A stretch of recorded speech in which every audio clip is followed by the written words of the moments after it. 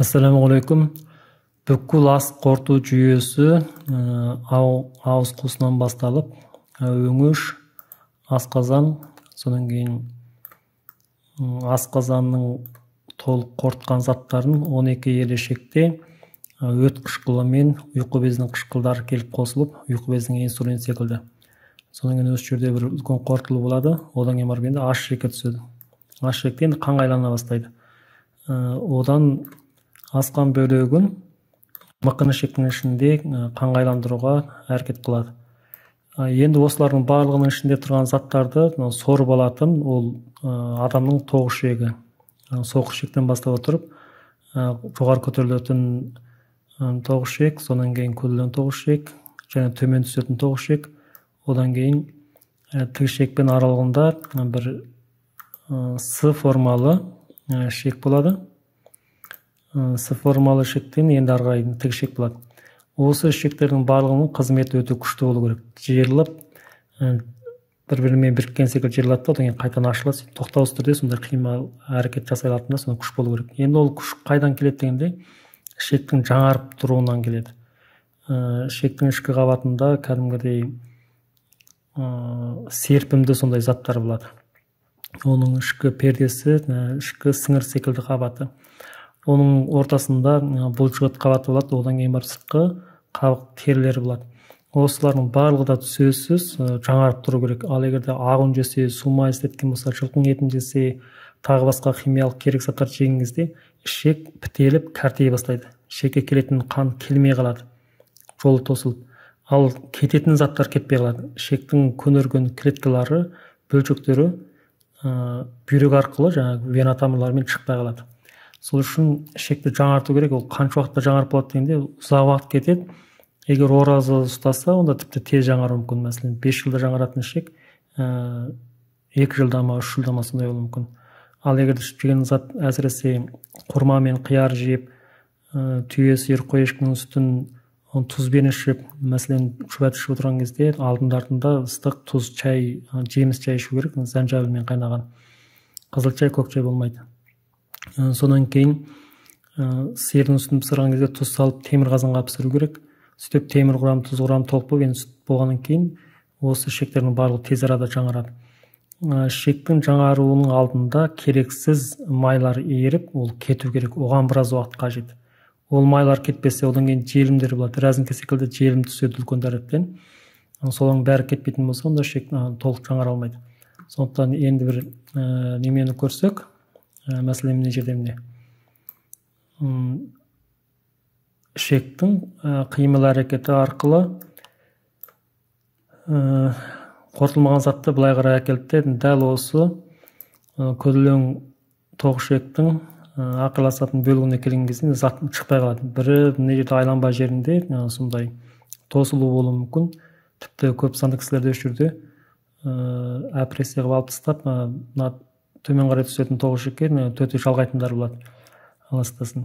Осылардың барлығында да ұқсас ішінде бітеліп тұрған сол желімдер, керек заттар толық кетпей тұр. Енді бірі осы жердегі ішек теппей қалды, серпімді емес, кәртей кеткен.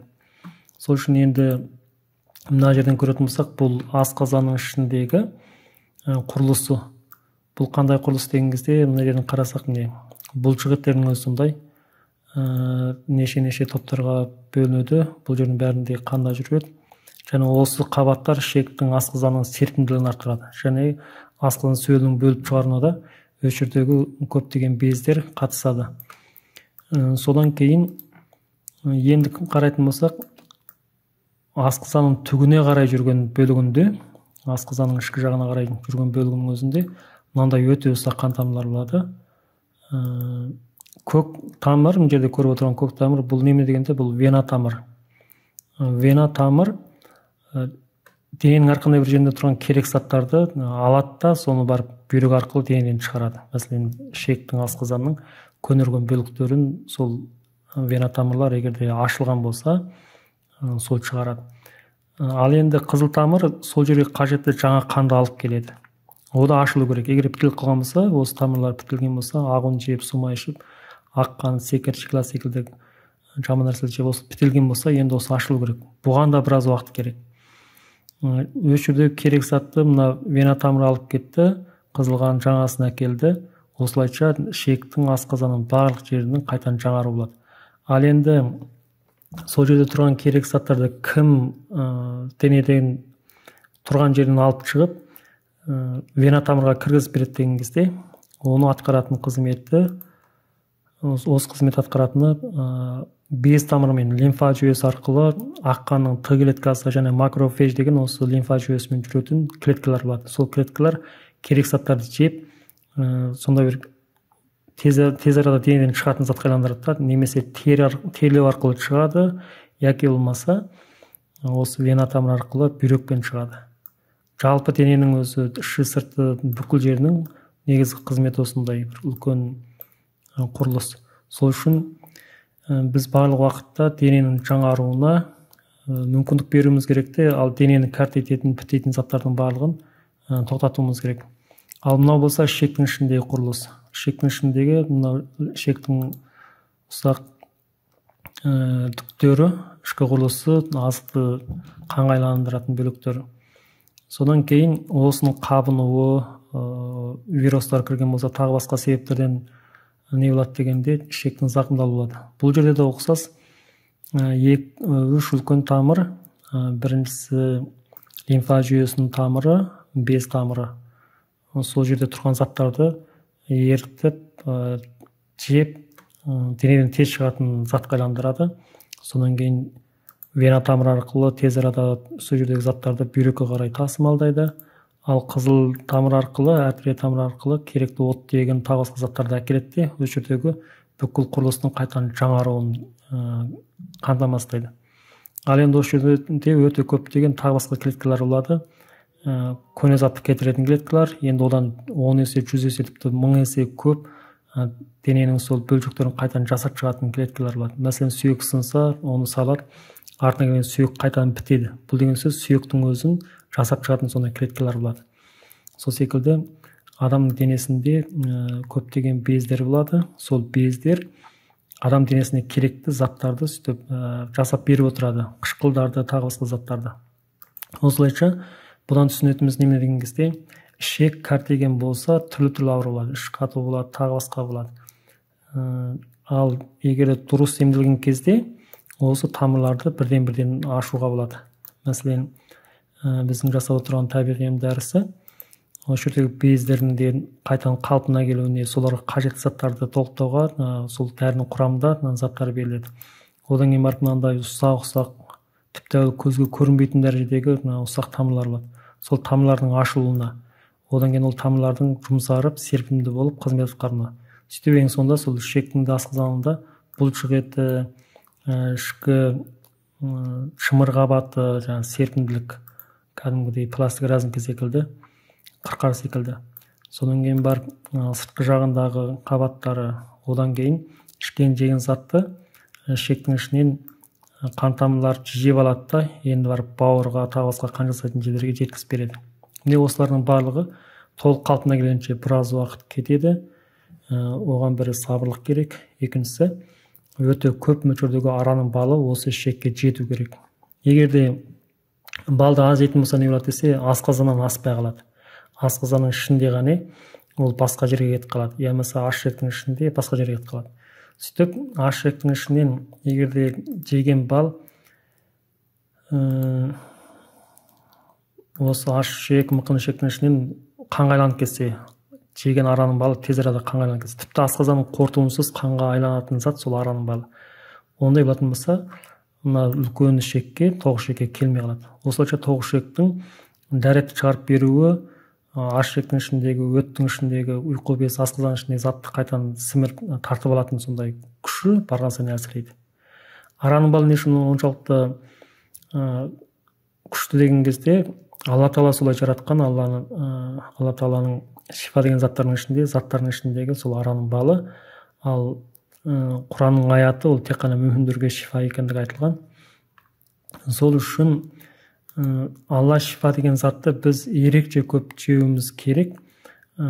Асқазан ішекте ол қорытылып басқа жерге, миға, жұлынға кете береді жеген балымыз. Ол өйткені өте аз мөлшерде болып жатыр. тіпті осы асқазанның өзі де сіміріп алуы мүмкін араның балын. Содан кейін енді асқаны болса ғана барып мына жерге келеді. Қан арқылы да тоғыз ішекке тік ішекке келуі мүмкін біраз бөлек, бірақ та сол жерге келіп болғанша уақыт өтіп кетеді. Өйткені әсіресе бүйрек, бауыр, жүрек, осы қан жүйесі ең алдымен сол қанға кірген заттарды өзіне сіміріп алады. Одан кейін барып жан жақтарға беруі мүмкін. Одан ми мен жұлын да өте көп қажет қылады. Сол үшін әсіресе тоғыз ішекке келетін мөлшері аз болатын болса, онда болмайды.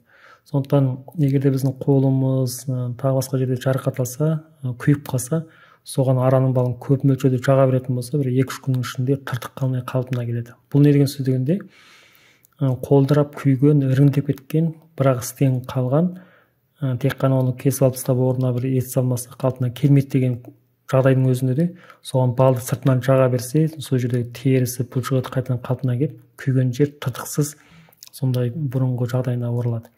Осыдан білетініміз, егер де бал өте көп мөлшерде тоғыз ішекке келетін болса, осы тоғыз ішекті ішінен де сыртқы жағынан да ұқсас толығымен қайтадан қалпына келтіреді. Содан кейін барып енді ішек дұрыс істей бастаған кезде осы ішекке жауапты болып тұрған сигнал нерв тамырымен келеді. Нерв тамыр бүкіл денедегі қимыл жасай алатын заттардың барлығына сол тоқтаусыз өзінің сигналын, электр сигналын беріп тұрады. Ол электр сигналы тұзбен жүреді. Және тұзбен келген кезде ғана сол ішкен жеген заттар, араның балынан басқа заттар қанға толық айланады. Сол үшін араның балын көп жеу, сол араның балын жейтін кезде тұзды, ыстық, қайнақ су немесе ауыз күймейтіндей, ямаса тұзды ыстықтау, жеміс чай, соны қайнатып ішіп отырып, содан кейін барып бал жеу керек, басқа жемісте құрма мен қияр жеу керек, түйенің сүті шүбәт ішу керек, сорпа ішу керек, түйе сиыр қой ешкінің сиырдың сүтін пісіріп ішу керек. Осылар арқылы осы жерге келетін элементтерді толықтауымыз керек иншалла. Қорытындысы, ішек мейлі қандай жағдайда да қайтадан қалпына келеді. Өйткені сондай ауырған кісілер өте көп болды. Үрімжідегі 3-ші докторханада бүкіл ішегі бірақ істен қалған, кесіп алып тастасақ ештеңкесі қалмайды, мүмкін емес деп олар шығарады, ишуян олар шығарады, екінші докторхана олар шығарады, қолдан келмейді, амал жоқ деп. Сондай кісілердің өзі толық қалпына келді, осындай емдерді толық істету арқылы. Сол үшін ішектің ішіндегі әрбір жарақат бола ма, әпіресіден қалған тыртық бола ма, якымаса геморрой болған, мына тігішектегі заттар бола ма, оның барлығы кететін кезінде қанайды, сәл жарақаттанса қанайды, ауыр жұмыс деген жағдайда қанауы мүмкін. Мейлі сол қанаған кезіндегі бірінші ойлайтын нәрсе, дене тілінсе, пышақпен ямаса тағы басқа тілінген жерге тұз жақса, соны дереу қалпына келтіреді. Бір күн, 2 күннің ішінде тыртық, аз мөлшерде тыртық болуы мүмкін. Ал оны жақпай басқа заттар, химиялық дәрілер, йод, спиртсек жақса, онда ол бірікпей қояды. Араның балын жақса, ол тыртық қалмайды, тез арада қалпына келеді. 10 сағат па, 24 сағат па, сондай аралықтың ішінде қайтадан қалпына келеді иншалла. Әсіресе кішкене кезінде тұзбен көп жуынған бала болса, сол кісілердің денесі тез қалпына келеді. Сол үшін осыдан нақты білетініміз, тұзбен араның балы барғаннан кейін әрқандай ішек көнерген, жарақаттанған болса, сол қайтадан қалпына келе бастайды. Әпірестен қалған бір тыртық якымаса әлсіреп тұрған жер болса, ода сөйтіп жарақаттанған кезде дереу тұзбен, балмен қалпына келеді.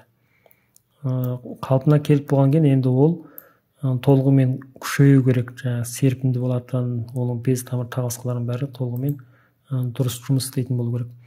Сол үшін мынандай бір жағдай бар, жаңа айтылған ана ішектің ішіндегі ұсақ тамырлар, мидағы ұсақ тамырлар, бүкіл жердегі ұсақ тамырлардың барлығы мынандай бітелуі мүмкін. Бұл тамырдың тарылуы деп аталады. Қан тамырлардың тарылуы.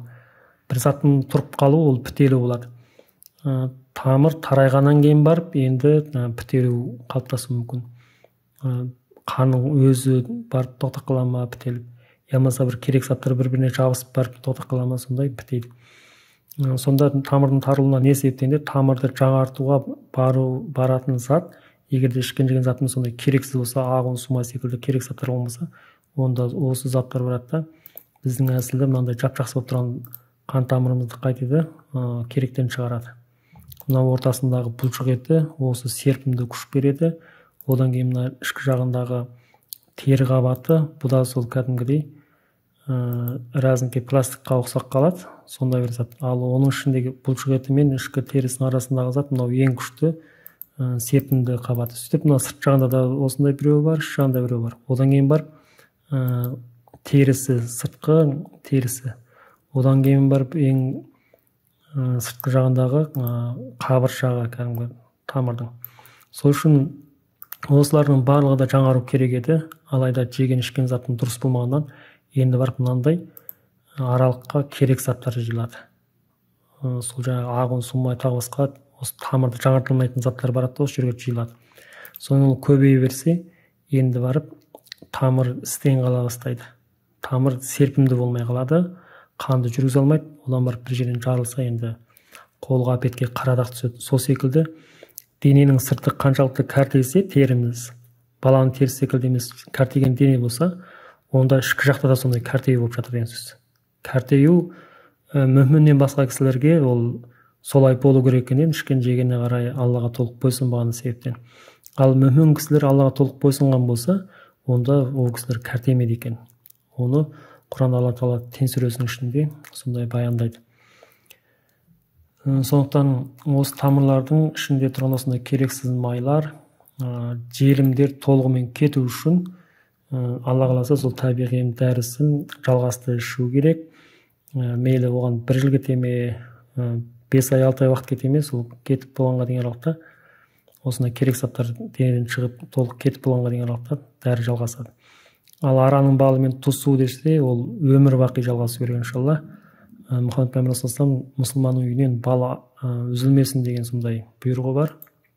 Тамақтың алдарында тұз жеңдер деген бұйрығы бар. 70 түрлі аурудан сақтайды, 70 түрлі ауруға ем болады деп. Сол үшін осындай ем жалғаса береді. Ал тамырларды ашу үшін дәрілер де ішіледі иншалла.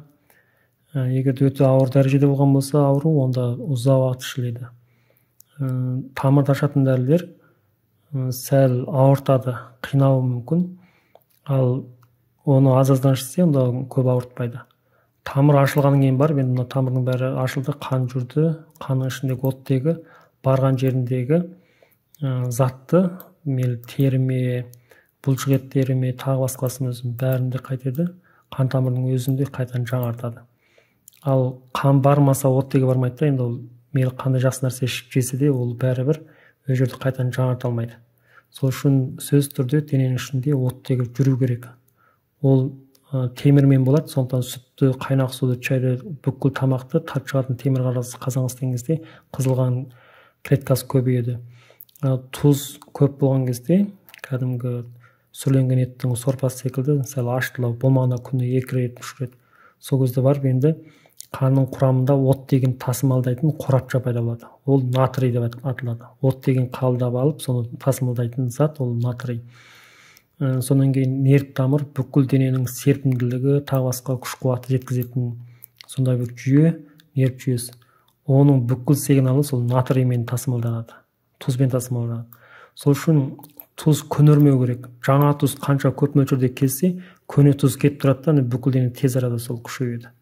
Сол үшін қан тамырында бітелудің алдын алатын, қан тамырларды жаңартатын, сол тамырлар арқылы ішінде жүрген қанмен барып бүкіл денені, ішек, асқазан бәрін жаңартатын, ол Алла Тағаланың Құранда айтып қойған осындай шифа деген араның балы, Мұхаммед саллаллаху алейхи айтып қойған 70 аурудан сақтайды деген жаңағы тамақтың алдында тұзды жеу деген бұйрығы, тұз арқылы.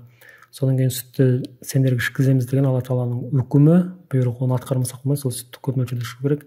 Содан кейін құрманы көп айтады жемістерде, тәтті жемістерде. Құрма мен қиярды қосып жеңдер дейді Мұхаммед. Сол үшін іші ауырған кісілер, асқазан ауыратын кісілер алғашында құрманың қабығын аршып, ішін сыртын әбден жуып, қиярдың да қабығын аршып, содан кейін көп шайнап, содан кейін барып арғай жеуге болады. Онда ұқсас сол тұзы күштілеу, жеміс жаймен ішкен, жеген дұрыс иншалла. Түйенің сүтіндегі инсулин, тағы басқа элементтері ерекше көп. Сондықтан осындай таза нәрселер бір уақыттың ішінде денеге қайта-қайта келіп тұрған кезде дененің жаңаруы өте тез болады иншалла. Енді қаны ол қорқатын мәселе емес. қорқатын мәселе сол асқазан ішектің ішінде тұрған керексіз заттар көбейіп барып, бірақ бітеп тіпті жаман нәрселерге, жараларға айналып кетсе, сол қорқуға тиісті нәрсе. Ал егерде қанау арқылы, тағы басқа арқылы сол заттар кішірейсе, кетсе, онда одан қорықпаймыз. Дереу сол тұз суын ішіп, балды көп жеп, қанамай қалуын сондай қамтамасыз етеміз, иншалла. Сондықтан осындай емді, ислам медицинасы бойынша табиғи емді жалғастыру керек, және сол рецепт қағазының ішінде жазылған барлық талаптар бірден Алла қаласа атқарылу керек. Алла Тағала барлық ер мұсылман жақындарымызға, баршамызға сондай шифалық бергей, амандық бергей, барлық жамандықтардан, пәлекеттерден сақтағай. Әмин. Ассаламу алейкум ва рахматуллахи ва баракатух.